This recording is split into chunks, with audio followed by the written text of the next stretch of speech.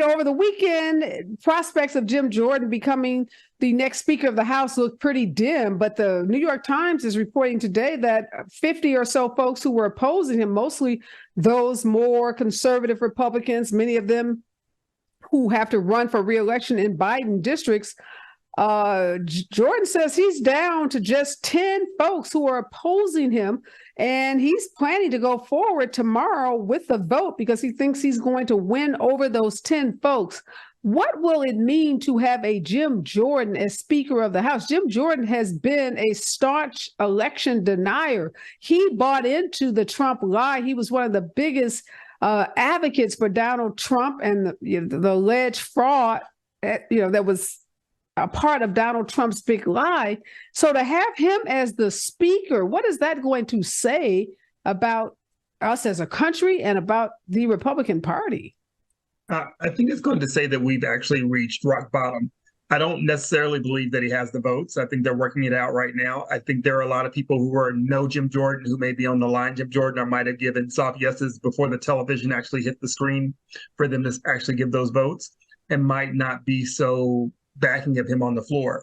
As we may remember, Jim Jordan is the original Matt Gaetz of the House for Speaker Boehner. So, he's not someone who's held in a high regard. His history of even coming within his own state, he hasn't done any major legislation. He's been running this fake impeachment. He doesn't know the rules of the House. I mean, the Speaker of the House should know the rules of the House, and he's an unserious politician. So all those things speak to say that would be rock bottom, and his term may be, let's give him January, right? Because November 17th, what promises are he making to get those votes? He'll be in the same position he is of McCarthy. So I really don't think that it's much I would bet a lot on it, because he has shown himself not to be the sharpest person in the House. And I agree with you, Alan. I think the thing that might have some of these Republicans thinking twice about voting against him, Professor Fauntroy, is the pressure campaign that Jordan and the Trump, because he is a very aligned with Donald Trump, they've been putting incredible pressure on these Republicans, saying if you don't vote for Jordan, you may face a primary candidate, or at the very least, you are going to face the wrath of the MAGA base, the MAGA crowd. Is that perhaps moving some of these Republicans from a no category to a yes category? Well, it's certainly part of the story. There's no question that there's some Republicans who are trying to put a finger up to the wind and figure out which way this thing is going to go, and they want to make sure they're on what they consider to be the right side of this. But Reva, if in fact Jim Jordan becomes the speaker, that's going to mark the beginning of the end of Republican control of the House of Representatives. Mm-hmm. There's no way you can go to the American people and say the third most important person, highest ranking official in the federal government is an insurrectionist. Mm-hmm. It's just insane to me that this is even an issue. And you're going to have a number of Republicans who are running for re-election in districts that Biden won, who are going to have a hard time going to some of their voters. And oh, by the way, when the Republicans had their first vote on this in the Republican conference, he only got 99 votes and finished second to Steve Scalise. So while there is obviously some movement in his direction, that's not the kind of movement that can win you a general election a year from now. And we're about 13 months out from the general election.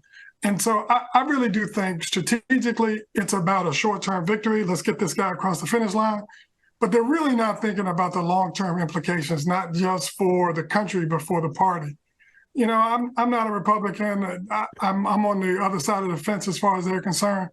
But I am a bit sad at what is happening to the Republican Party when an insurrectionist, an unserious politician, as Alan mentioned, as someone who has no particular record of distinction, can hold the gavel that was held by John Boehner or Newt Gingrich or Nancy Pelosi, or people that are considered heavyweights. So in that regard, it's a sad turn for the country and the House. Yeah, no, both of you, good points about that. This is a guy that's just a provocateur. He's the guy that will say any outrageous thing to get a headline, to get invited to Fox News, and to curry favor with Donald Trump. And we know his whole candidacy is about trying to carry that water. And I wouldn't be surprised if he does get elected, that we'll see he'll try to move legislation to defund the FBI, the CIA, the Department of Justice. I mean, he will act in a way that is consistent with what Donald Trump wants his lackeys to do, which is to go in and wreck the government,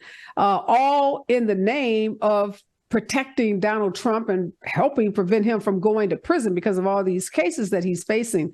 And it is really disgraceful to think that someone who is so undistinguished in his career might have this, be third in line to be president of the United States if something were to happen to the president and the vice president. And quickly, Areva, if I could just mention, this is the same Jim Jordan who more than 500 days ago began to ignore a lawfully issued subpoena from the very same House of Representatives that he's supposed to be presiding over. It's just a mess all the way around, and it looks like it's going to happen.